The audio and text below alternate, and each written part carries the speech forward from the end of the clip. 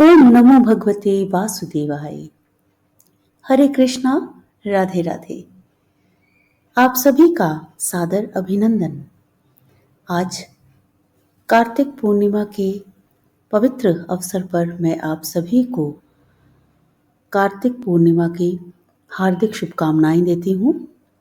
आज की इस वीडियो में हम कार्तिक मास महात्म्य की कथा का अध्याय 34वां और 35वां का श्रवण करेंगे। आइए कथा का आरंभ करें। तो बोलिए श्री बांके बिहारी लाल की जय। ऋषियों ने पूछा, हे सूत जी, पीपल के वृक्ष की शनिवार के अलावा सप्ताह के शेष दिनों में पूजा क्यों नहीं की जाती? सूत जी बोले, हे ऋषियों, समुद्र मंथन करने से देवताओं को जो रत्न प्राप्त हुए, उनमें से देवताओं ने लक्ष्मी और कौस्तुभ मणि भगवान विष्णु को समर्पित कर दी थी। जब भगवान विष्णु लक्ष्मी जी से विवाह करने को तैयार हुए तो लक्ष्मी जी बोली, हे प्रभु, जब तक मेरी बड़ी बहन का विवाह नहीं हो जाता तब तक मैं छोटी बहन आपसे किस प्रकार विवाह कर सकती हूँ। इसलिए आप पहले मेरी बड़ी बहन का विवाह करा दें, उसके बाद आप मुझसे विवाह कीजिए। यही नियम है जो प्राचीन काल से चला आ रहा है। सूत जी ने कहा, लक्ष्मी के मुख से ऐसे वचन सुनकर भगवान विष्णु ने लक्ष्मी जी की बड़ी बहन का विवाह उद्दालक ऋषि से के साथ संपन्न करा दिया। लक्ष्मी जी की बड़ी बहन अलक्ष्मी जी बड़ी कुरूप थी। उसका मुख बड़ा, दांत चमकते हुए, उसकी देह वृद्धा की भांति, नेत्र बड़े बड़े और बाल रूखे थे। भगवान विष्णु द्वारा आग्रह किए जाने पर ऋषि उद्दालक ने उनसे विवाह तो कर लिया, उसे वेद मंत्रों की ध्वनि से गुंजाते हुए अपने आश्रम में ले आए। वेद ध्वनि से गुंजित हवन के पवित्र धुएं से सुगंधित उस ऋषि के सुंदर आश्रम को देखकर अलक्ष्मी को बहुत दुख हुआ। वह महर्षि उद्दालक से बोली, चूंकि इस आश्रम में वेद ध्वनि गूंज रही है, इसलिए यह स्थान मेरे रहने योग्य नहीं है, इसलिए आप मुझे यहाँ से अन्यत्र ले चलिए। उसकी बात सुनकर महर्षि उद्दालक बोले, तुम यहाँ क्यों नहीं रह सकती और तुम्हारे रहने योग्य अन्य कौन सा स्थान है, वह भी मुझे बतलाओ। अलक्ष्मी बोली, जिस स्थान पर वेद की ध्वनि होती है, अतिथियों का आदर सत्कार किया जाता हो, यज्ञ आदि होते हो, ऐसे स्थान पर मैं नहीं रह सकती। जिस स्थान पर पति पत्नी आपस में प्रेम से रहते हो, पितरों के निमित्त यज्ञ होते हो, देवताओं की पूजा होती हो, उस स्थान पर भी मैं नहीं रह सकती। जिस स्थान पर वेदों की ध्वनि ना हो, अतिथियों का आदर सत्कार ना होता हो, यज्ञ ना होते हो, पति पत्नी आपस में कलेश करते हो, पूज्य वृद्धों, सत्पुरुषों तथा मित्रों का अनादर होता हो, जहां दुराचारी, चोर, पर स्त्रीगामी मनुष्य निवास करते हो, जिस स्थान पर गायों की हत्या की जाती हो, मद्यपान, ब्रह्म हत्या आदि पाप होते हो, ऐसे स्थान में मैं प्रसन्नता पूर्वक निवास करती हूँ। सूत जी बोले, अलक्ष्मी के मुख से इस प्रकार के वचन सुनकर उद्दालक का मन खिन्न हो गया। वह इस बात को सुनकर मौन हो गए। थोड़ी देर के बाद वे बोले कि ठीक है, मैं तुम्हारे लिए ऐसा स्थान ढूंढ दूंगा।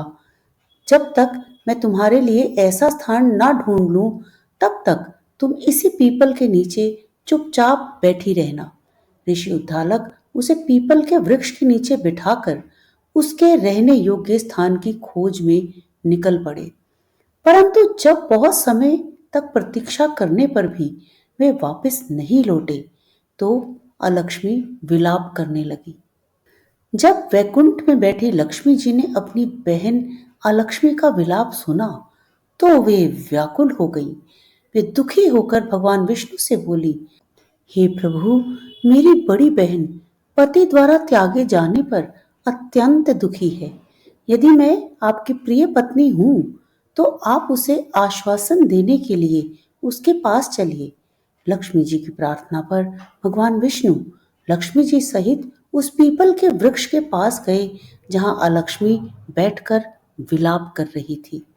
उसको आश्वासन देते हुए भगवान विष्णु बोले, हे अलक्ष्मी, तुम इसी पीपल के वृक्ष की जड़ में सदैव के लिए निवास करो, क्योंकि इसकी उत्पत्ति मेरे ही अंश से हुई है और इसमें सदैव मेरा ही निवास रहता है। प्रत्येक वर्ष गृहस्थ लोग तुम्हारी पूजा करेंगे और उन्हीं के घर में तुम्हारी छोटी बहन का वास होगा। स्त्रियों को तुम्हारी पूजा विभिन्न उपहारों से करनी चाहिए। मनुष्यों को पुष्प, धूप, दीप, गंध आदि से तुम्हारी पूजा करनी चाहिए। तभी तुम्हारी छोटी बहन लक्ष्मी उन पर प्रसन्न होगी। सूत जी बोले, ऋषियों, मैंने आपको भगवान श्री कृष्ण, सत्यभामा तथा पृथु नारद का संवाद सुना दिया है, जिसे सुनने से ही मनुष्य के समस्त पापों का नाश हो जाता है और अंत में वैकुंठ को प्राप्त करता है। यदि अब भी आप लोग कुछ पूछना चाहते हैं तो अवश्य पूछिए, मैं उसे अवश्य कहूंगा। सूत जी के वचन सुनकर शौनक आदि ऋषि थोड़ी देर तक प्रसन्नचित्त वहीं बैठे रहे। तत्पश्चात वे लोग बद्री नारायण जी के दर्शन हेतु चल दिए। जो मनुष्य इस कथा को सुनता या सुनाता है, उसे इस संसार में समस्त सुख प्राप्त होते हैं। तो बोलिए श्री बांके बिहारी लाल की जय। आइए अब कार्तिक मास महात्म्य का 35वां अध्याय, जो कि इस पावन कथा का अंतिम अध्याय भी है, उसका श्रवण करते हैं। अनुपम कथा कार्तिक होती है संपन्न, इसको पढ़ने से श्री हरि होते हैं प्रसन्न। बोलिए श्री बांके बिहारी लाल की जय। इतनी कथा सुनकर सभी ऋषि सूत जी से बोले, हे सूत जी, अब आप हमें तुलसी विवाह की विधि बताइए। सूत जी बोले, कार्तिक शुक्ला नवमी पर द्वापर युग का आरंभ हुआ था, अतः यह तिथि दान और उपवास में क्रमशः पूर्वाहन व्यापिनी तथा पराहन व्यापिनी हो तो ग्राह्य है। इस तिथि को नवमी से एकादशी तक मनुष्य शास्त्रोक्त विधि से तुलसी के विवाह का उत्सव करे तो उसे कन्यादान का फल प्राप्त होता है। पूर्व काल में कनक की पुत्री किशोरी ने एकादशी तिथि में संध्या के समय तुलसी के विवाहिक विधि संपन्न की। इससे वह किशोरी वैधव्य दोष से मुक्त हो गई। अब मैं उसकी विधि बतलाता हूँ। 1 तोला सुवर्ण की भगवान विष्णु की सुंदर प्रतिमा तैयार कराएं, अथवा अपनी शक्ति के अनुसार आधे या चौथाई तोले की ही प्रतिमा बनवा लें।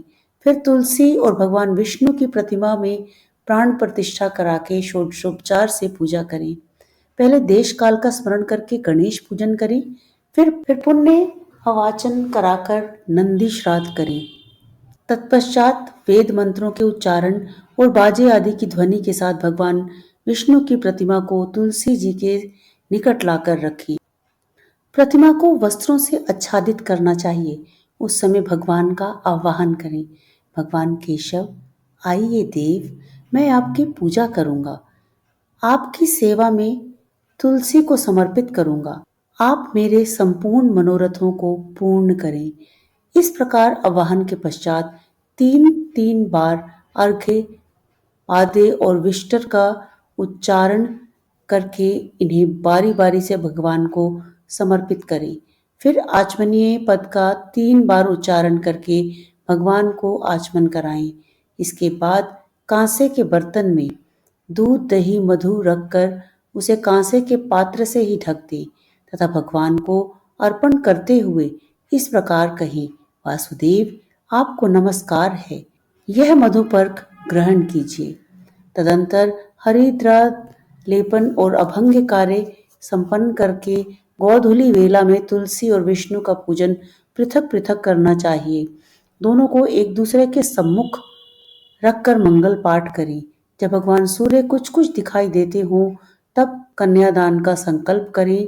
अपने गोत्र और प्रवर का उच्चारण करके आदि की 3 पीढ़ियों का भी आवर्तन करें। तत्पश्चात भगवान से इस प्रकार कहें, आदि मध्य और अंत से रहित त्रिभुवन प्रतिपालक परमेश्वर, इस तुलसी दल को आप विवाह की विधि से ग्रहण करें।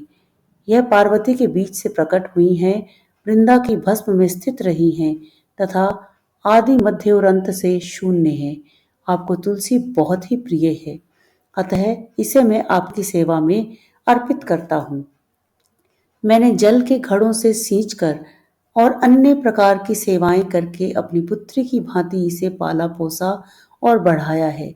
आपकी प्रिया तुलसी मैं आपको दे रहा हूँ, प्रभु इसे ग्रहण करें। इस प्रकार तुलसी का दान करके फिर उन दोनों अर्थात तुलसी और भगवान विष्णु का पूजा करें, विवाह का उत्सव मनाएं। सुबह होने पर पुनः तुलसी और विष्णु जी की पूजन करें। अग्नि की स्थापना करके उसमें 12 मंत्र से खीर, मधु, घी और तिल मिश्रित हवनीय द्रव्य की 108 आहुति दें। फिर शिवाष्टकृत होमक करके पूर्ण आहुति दें। आचार्य की पूजा करके होम की शेष विधि पूरी करें। उसके बाद भगवान से इस प्रकार प्रार्थना करें, हे प्रभु आपकी प्रसन्नता के लिए मैंने यह व्रत किया है। जनार्दन, इसमें जो न्यूनता हो वह आपके प्रसाद से पूर्णता को प्राप्त हो जाए। यदि द्वादशी में रेवती का चौथा चरण बीत रहा हो तो उस समय पारण न करें। जो इस समय भी पारण करता है वह अपने व्रत को निष्फल कर देता है। भोजन के पश्चात तुलसी के स्वतः गलकर गिरे हुए पत्तों को खाकर मनुष्य सब पापों से मुक्त हो जाता है। भोजन के अंत में ऊख, आंवला और बेर का फल खा लेने से उदिष्ट दोष मिट जाता है। तदंतर भगवान का विसर्जन करते हुए कहीं, भगवान आप तुलसी के साथ वैकुंठ धाम में पधारें। प्रभु मेरे द्वारा की हुई पूजा ग्रहण करके आप सदैव संतुष्टि करें। इस प्रकार देवेश्वर विष्णु का विसर्जन करके मूर्ति आदि सब सामग्री आचार्य को अर्पण करें। इससे मनुष्य कृतार्थ हो जाता है। यह विधि सुनाकर सूत जी ने ऋषियों से कहा, हे ऋषियों, इस प्रकार जो मनुष्य श्रद्धा पूर्वक सत्य, शांति और संतोष को धारण करता है, भगवान विष्णु को तुलसी दल समर्पित करता है, उसके सभी पापों का नाश हो जाता है और वह संसार के सुखों को भोगकर अंत में विष्णु लोक को जाता है। हे ऋषिवरों, यह कार्तिक मातम में सब रोगों और संपूर्ण पापों का नाश करने वाला है। जो मनुष्य इस महात्म्य को भक्ति पूर्वक पढ़ता है और जो सुनकर धारण करता है, वह सब पापों से मुक्त हो भगवान विष्णु के लोक में जाता है। जिसकी बुद्धि खोटी हो तथा जो श्रद्धा से हीन हो, ऐसे किसी भी मनुष्य को यह महात्म्य नहीं सुनना चाहिए। इति श्री कार्तिक मास महात्म्य 35वां अध्याय समाप्त। तो बोलिए श्री लक्ष्मी नारायण भगवान की जय। श्री बांके बिहारी लाल की जय। श्री राधे गोविंदा मन भजले हरि का प्यारा नाम है।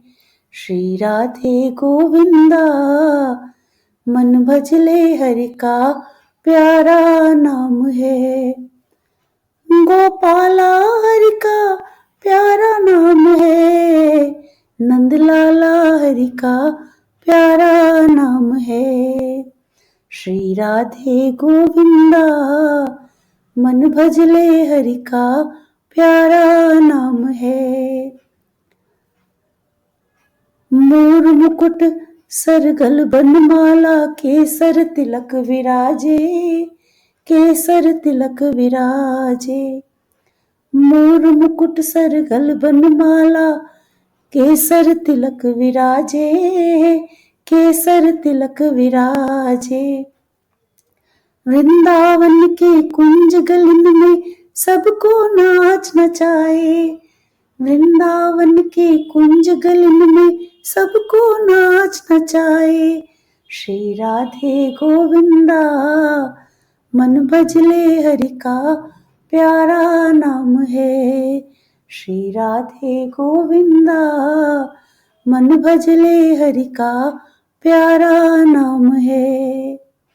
सभी मान्यवर भक्तजनों का मैं हाथ जोड़कर हार्दिक अभिनंदन करती हूँ और आप सभी ने पूरे कार्तिक माह में कथा का श्रवण करके मुझे बहुत प्रोत्साहित किया है। आप सभी का हार्दिक धन्यवाद। आगे भी चैनल से कृपया जुड़े रहें और लाइक के आइकन को प्रेस करें और कमेंट बॉक्स में जय श्री राधे लिखें। श्री हरि भगवान विष्णु और महालक्ष्मी का आशीर्वाद और उनकी असीम कृपा आप सभी पर सदैव बनी रहे। राधे राधे।